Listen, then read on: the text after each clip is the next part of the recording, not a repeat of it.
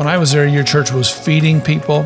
They were providing stoves for people, providing beds and linens for people. But how has your church continued to serve in the community even as the conflict continues?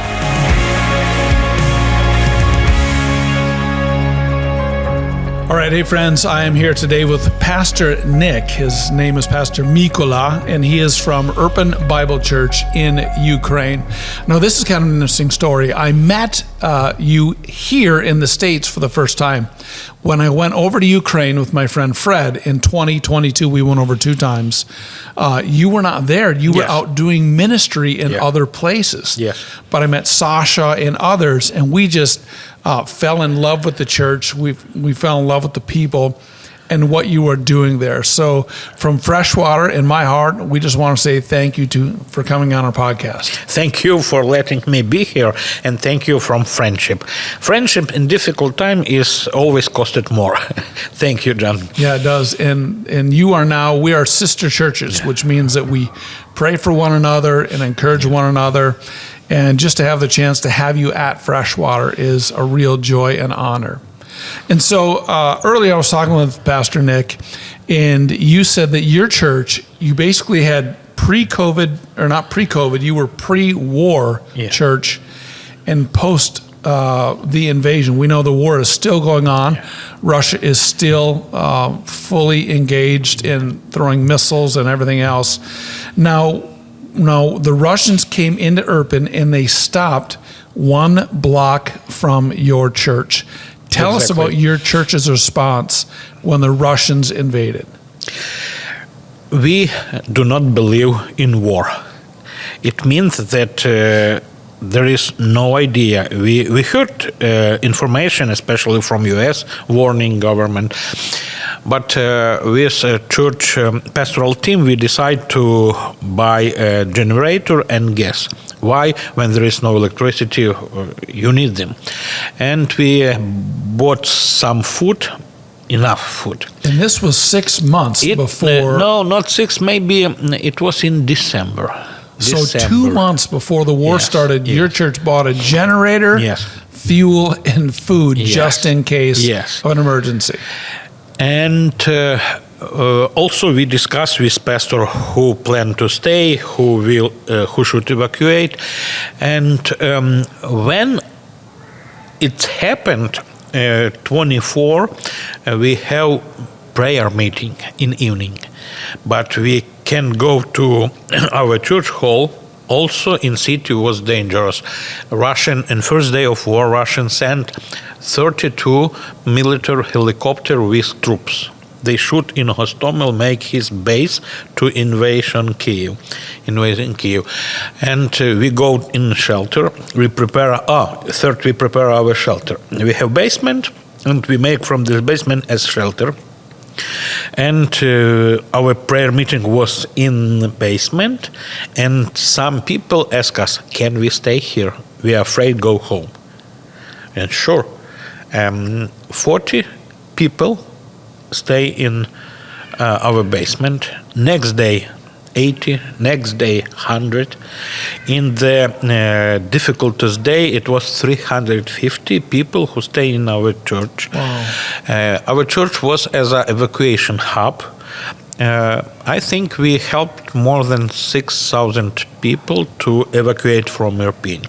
Not many Ukrainian has cars. Many has cars, but independent to US, I should say we have a 35% of people who has car. And it means we have no working trains, buses, and with help from church from Western Ukraine, we help people to go out from city.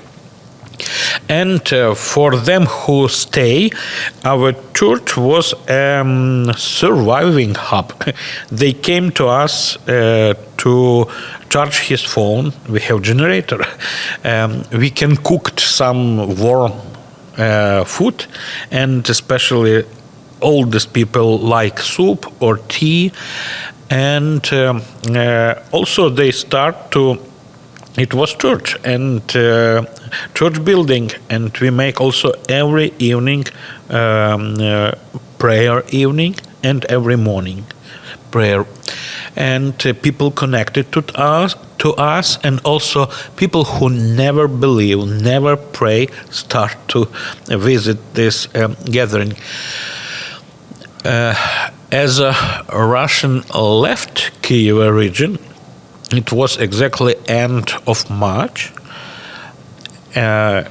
Many go back, and 70% of all building in Irpin was destroyed in different percentage. 70%. 70%. Wow.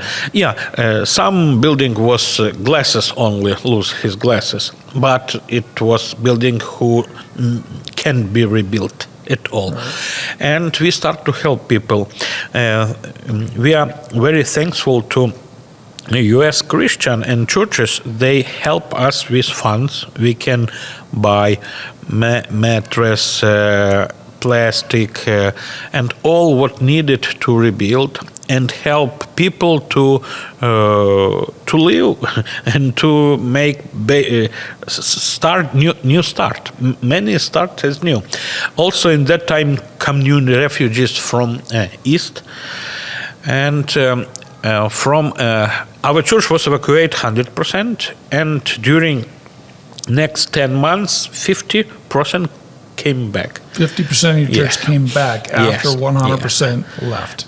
But we have many new people. In the last 2 years, we baptized first 100 people, and 100 believers came to us from east as refugees, and they stay in Irpin. Right. And we have another 100 or 200 visitors, our neighborhood. They never was in our church building. They afraid us as a sect. Sometimes they called it's Baptist, it's American sect. We are Orthodox. It's not Orthodox, they are cultural Orthodox. And during war, they use our basement, they come to charge his phones, and they rethink. And our neighborhood lady, he told us, all my life I was here, but why I come not earlier? I was stupid. I should come earlier. They repented, and we baptized she, and she's happy to be in church. So what's amazing to me is that during the war, I mean, you had a very, we would say, a flourishing ministry before the war. Mm-hmm. And your church is one of the largest in Ukraine. You have 1,000 people who attend on the weekends, plus more children. But after, or as the war has gone on, your church has seen, like, God has been moving in the hearts of people, and people who are not eager to hear the gospel. I mean, war has a way of doing that. I came to Christ after the Persian Gulf War because, you get shot at it a few times, you start thinking about your own mortality. So how has the church, tell me in a very practical way, what needs has your church met? And I'll start by saying this, that when I was there 2 times. When I was there, your church was feeding people. They were providing stoves for people, providing beds and linens for people. But how has your church continued to serve in the community even as the conflict continues? Now we stopped with feeding people. They start to work. It's possible to have money. Yes, the poorest, especially old people, we help them, and especially refugees. Yes. We have every second week a refugee meeting. Gathering. So refugees are coming from the front, right? Refugees come from region? Kharkiv region, first, number 1, okay. Kharkiv region, number 2, Kherson region, then Zaporizhia region, and Donetsk region. And earlier was also Lugansk region. All this region came, stay in Irpin. We have in city now more than 20,000 refugees. Wow. And many of them go through church. And we help with the hottest needs. Sometimes it's clothes. They come without nothing, and it's winter. Sometimes they need mattress or all what belong to sleeping, something warm. Sometimes they need, when it's moms with small children, they need children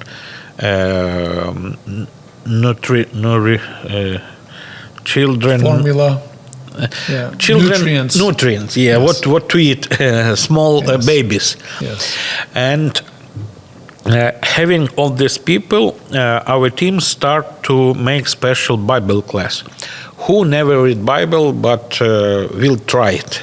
We invite you.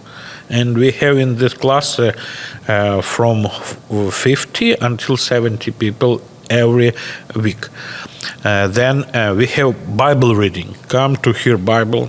We pray about your relatives who are on front line. And also, our women's team started special meeting for young mom with children. How to educate, how to helping, how to be a good mom, and different women's subjects. And it was good. It going good. Except women started ministry for widow. In Irpin we have many of them. These are war widows. Yeah, war widows. War started not 22. War started in Ukraine 14. Sometimes we forgot this.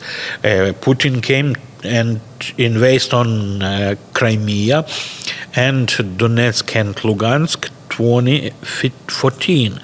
And some Irpiner are on war, and we have widow from that time. But last 2 years bring much more. In our ministry, come already 85 widow from city Irpin. And with his children, our team's plans, they have meeting every month, they have small group every week, and now from summer they have plan for summer camp only for families who lost his man on war. And it will be children's program and a program for women. And what's other, with this war, we see a big challenge to bring gospel to neighborhood. People are open so much as never in last 30 years. Maybe after fallen Soviet Union, the people are very open, and last 20 years we don't see much. Not much fruit of the gospel. Of openness. But now with war, it's war make people closer to death. Yes. War make people addicted from others. We need help, and we understand that we can't from ourselves do. And also people start to think about God more than earlier. So we planted church in Hostomel, in Mishaevo, in Borodyanka. It's Hostomel is our neighborhood. It's 7 miles from Irpin. Borodyanka is 20 miles for Irpin, and the same in Mishaevo, Rubezhivka. And it's for us a big challenge. We have a smaller team, but we have more work. Yes. I was impressed that when I was there, you had at that time a church meeting in Bucha. And I remember walking into the church with my friend Fred, and we walked into the church with Sasha and Fred and I, and the building had been blown up above us, so all the glass was barely hanging on, and they said, when you walk in, be quick so the glass doesn't fall. And we walked in to see this group of probably 12 to 15 people during the day that were there hearing the gospel, and they were just hungry. And these are people who, former communists, they were probably anywhere from the 40s to 70s years old, and they were so hungry for the gospel, and it was so it just touched my heart to see them praying, to hear them worship, and to see this new freedom that they had in Jesus Christ, even well, they had lost so much during the war. Are you seeing that continue to happen in your church? Yes, we have now a group preparing to baptism, and another group started. Wow. We make baptism every first Sunday of new season. It means for March, group right now is in preparing, and we have new group for summer.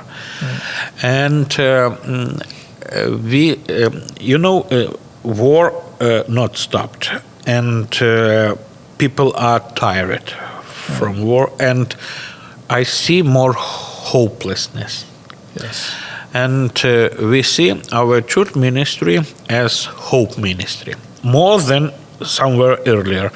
It always church is hope ministry of any time, any place, any situation. But in war situation, when you don't see light in end of tunnel, and it means that you should bring people, show people other perspective. They look like not in right place. Right. Light is not in. Yes, our soldier defender is very important, extremely important. Yes, our government is important, but it's not light in end of tunnel. Lord Jesus is light in every situation, and we try to help people to connect to the biggest home, only hope, who can hold you in every situation. Right. So it's most people here who are listening to this have never been in a bomb shelter.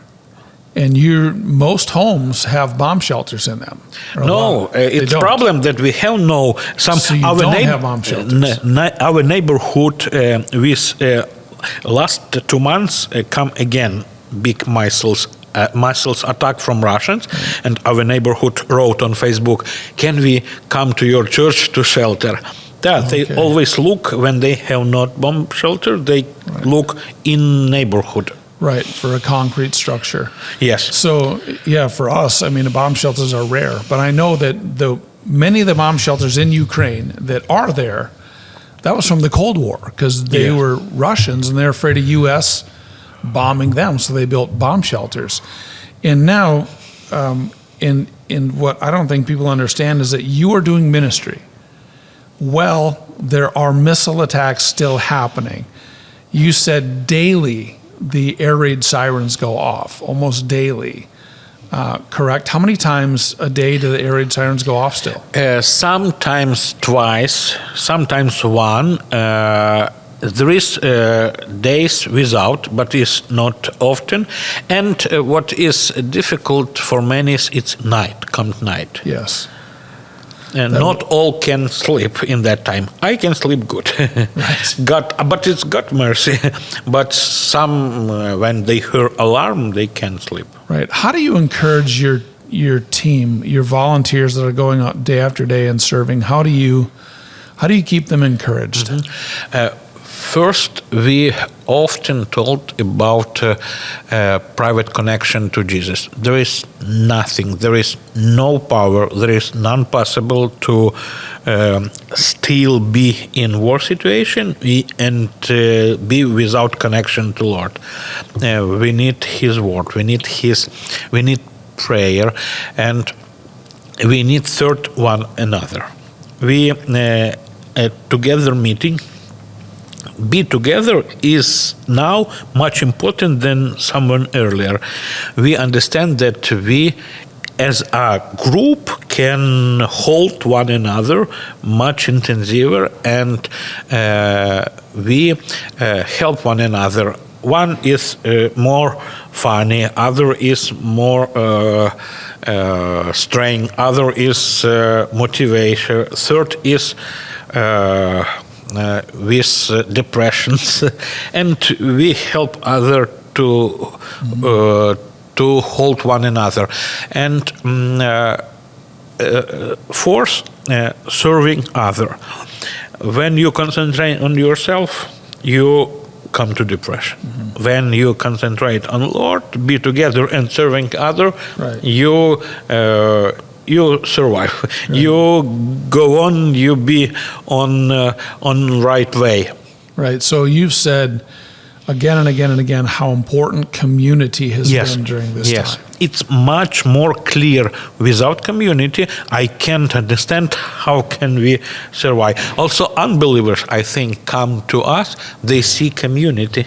They see how we love one another, how we help other, and they try to be closer. So when this war eventually ends, and we hope it does, and we hope that Putin just goes away, we have no idea how it's going to end, at least from this day. We just don't know. But how has this changed the trajectory of your church? How are you, from this point on, how are you changing your ministry to meet the needs, the new needs that have emerged? Maybe the biggest needs of our society, to which we are not ready, it's to deal with veterans, with widow who lost his man on Veterans war. and widows. Yes, veteran and widows. And understanding this, from our area, 2,000 men on front line. More than half of them are married, has families, wives, children. And we understand when they came back, it's a big question and different problem. We heard a lecture from a chaplain from US, from Australia, who has experience with veterans, that it's difficult situation, and we understand that it's a way where a church can be light also. What we do right now, we start chaplain school for laymen. We invite church members who are ready, open, interested in ministry to veterans and their families. We make classes every month, 2 days, and it's chaplain school to prepare people, Christian, to serve people who go through war, through post-traumatic stress, who deal with death and danger. And also we have a big dream. We plan to build right to our church building a veteran rehabilitation center to soul and spirit rehabilitation. Yes, we know that state will do many, but state we are sure that what have church have state not. It's God's law and His word and spirit and hope, and it's, I think, for next 10-15 years, it's a big challenge for our society, and we do it themselves and motivate other church to think in that way also. So what makes Ukrainians so resilient? Resilient meaning they're able to get back on their feet again and again and again. Why are Ukrainians so resilient? I think, Joe, Putin make us resilient. Yes, Putin makes you resilient, yes. I don't know exactly. It's God's miracle. I have no good answer. Sometimes I think that we are alive and surviving, it's only God's miracle. God did something. I know many Christians pray about us. I think it has much bigger role that we all understand. Yes. And I should tell more thanks about all your prayer. It's so important. I have no other answer. I don't know. I know that Ukrainians are not so strong as they are in this war, and maybe it's a special God's grace. Right. So I just want to say thanks again to Pastor Nick for being here today. And you've just heard what's happening in Ukraine. You've heard about the church, their resiliency, the importance of community. And we want you to know that we're praying for you, and all of our listeners who are listening to this podcast. Just take a moment here, wherever you're at, and lift Pastor Nick up, lift up Irpin Bible Church, lift up all of the volunteers, to which you have hundreds and hundreds of volunteers who are weary right now from serving so much, and the needs are so great. And I know this as I saw all of the destruction and the look on people's faces. It was heartbreaking. So pray for an end to the war. Pray for Irpin Bible Church, for Pastor Nick. And again, I want to say thank you for being our guest on this podcast, and it's an honor to call you a sister church. Thank you, John. Thank you.